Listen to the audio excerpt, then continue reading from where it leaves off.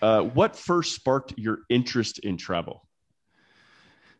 Oh man, that's a hard question because I think like a lot of people, it's always been in the back of my mind. Like and I think part of that is the family you grow up into.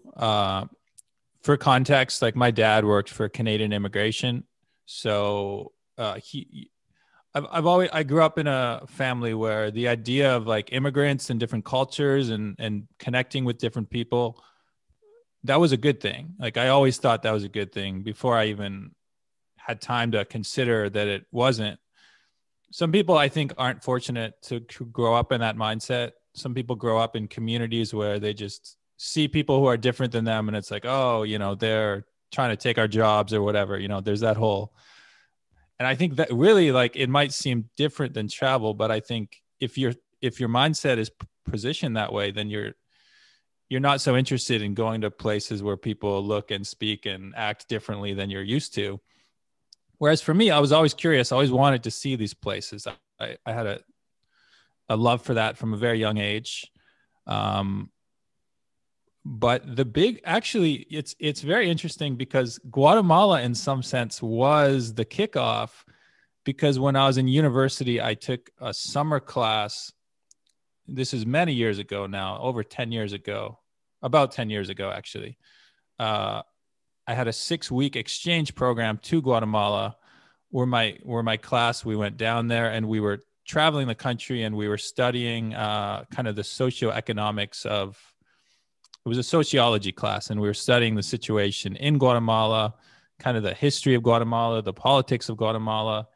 Uh, we lived on a coffee plantation for a little bit, and it's a really remarkable trip that opened my eyes to what travel could be like.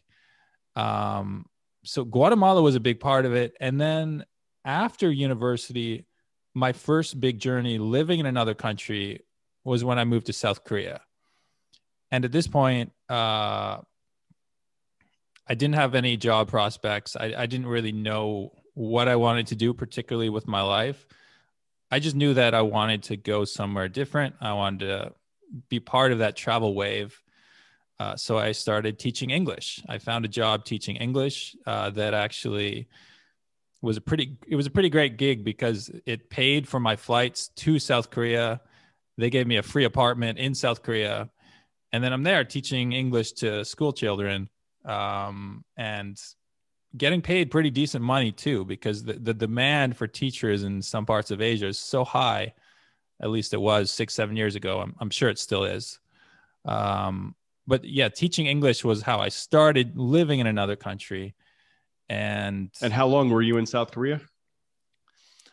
so the contract I signed was for a year. I lasted 8.5 months. I looking back, I probably should have completed it, but there were problems with my school. That's a whole nother story. But yeah, long story short, yeah, like do a bit of research if you're taking this path on what school you sign up for, because mine was not the greatest.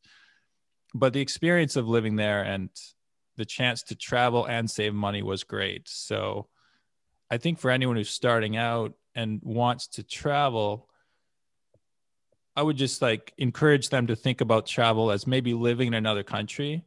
Because even if you're living somewhere and you're working, it's not like you're, moving from hotel to hotel, but it is still traveling in a sense. Like every day is still new. Like every day for you in Guatemala is you might be working on your business, on what your professional duties, but still you're experiencing that travel feeling, right? Yeah, you've got something new to experience every day. I mean, whether it was a couple days ago, oh, let me try this, a new hamburger, this hamburger place that's a Yeah. local chain down here, things like that. Just, walking into the Oakland Mall, okay, it's another mall like anywhere else, but just to see this is another side of Guatemala City that many people don't necessarily think of when they think of Guatemala. Exactly.